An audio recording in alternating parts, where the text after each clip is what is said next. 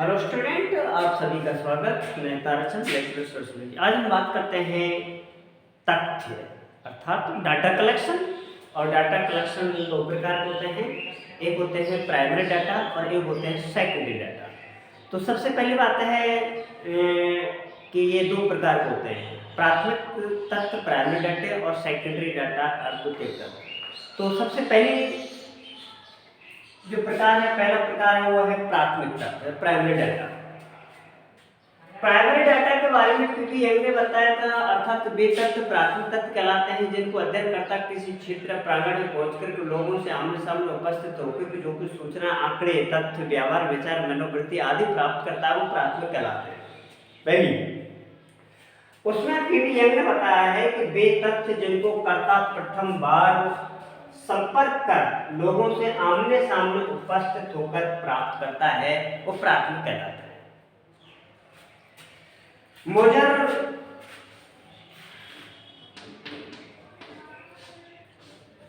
जिनको कर्ता नए सिरे से लोगों से प्राप्त कर अनुसंधान करता है वे प्राथमिक होते हैं।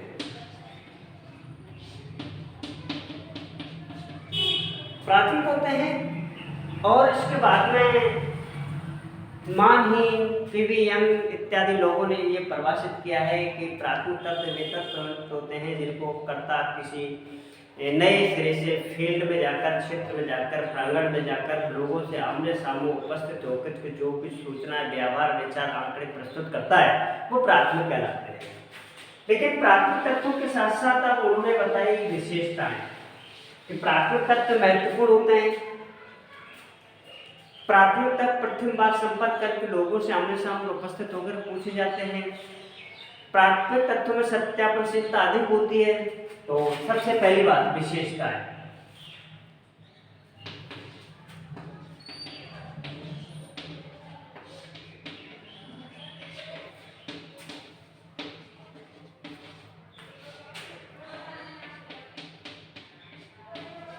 प्राथमिक तथ्य महत्वपूर्ण होते हैं। प्राथमिक तथ्यों में सत्यता अधिक होती है।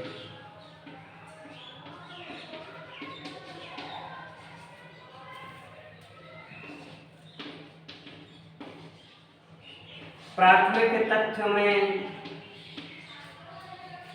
विश्वसनीयता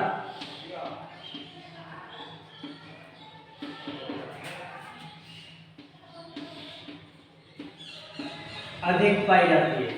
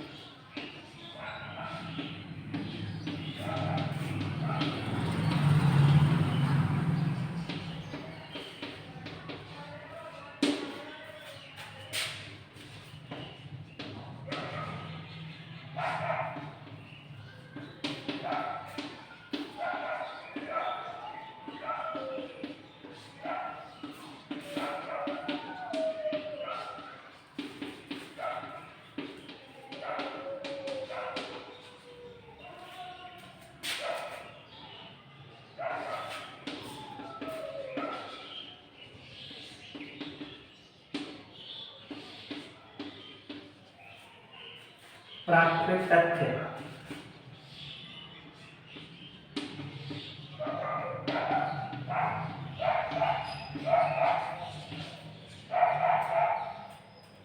प्राथमिक तत्व के खर्च।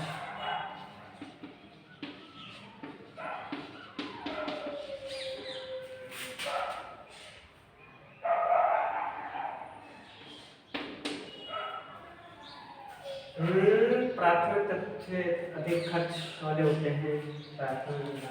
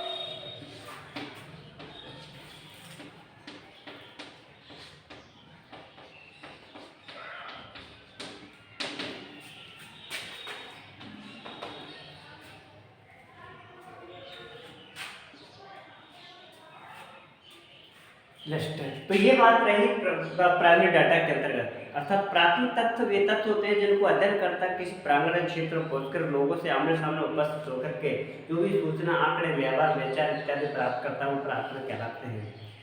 अर्थात तो प्रथम बार नए सिरे से जो भी सूचना हम प्राप्त करते हैं वो प्राथमिक कहलाते हैं, वही हमारे अनुसंधान के आधार होते हैं। अब बात आती है प्राथमिक तत्वों की विशेषता है। प्राथमिक तत्व महत्वपूर्ण होते हैं। क्यों महत्वपूर्ण होते हैं? इनको अध्ययन करता फेस टू फेस सामने सामने उपस्थित लोगों से सूचनाएं प्राप्त करता है। दूसरी बात है कि प्राथमिक तत्वों में सत्ता अधिक होती है। सत्ता अधिक तो होती है क्योंकि इनमें झूठ का कोई आम, दोनों व्यक्ति उत्तरदाता प्रश्नकर्ता दोनों आमने सामने उपस्थित होकर के सूचनाएं प्राप्त करते हैं, इसलिए इसमें सत्यापनशीलता भी अधिक होती है। पुनरावृत्ति की संभावना, अर्थात व्यक्ति आमने सामने उपस्थित होने के कारण उनको पुनः भी हम अवसर प्राप्त हो सकता है कि वायदा में कोई तत्व में कहीं कमी आ जाती है तो अध्ययनकर्ता किसी क्षेत्र में पहुंचकर लोगों से पुनः भी प्राप्त कर सकता है। इसलिए हम उसको कहते हैं कि प्राथमिक तत्वों के अंतर्गत पुनरावृत्ति की संभावना अधिक रहती है।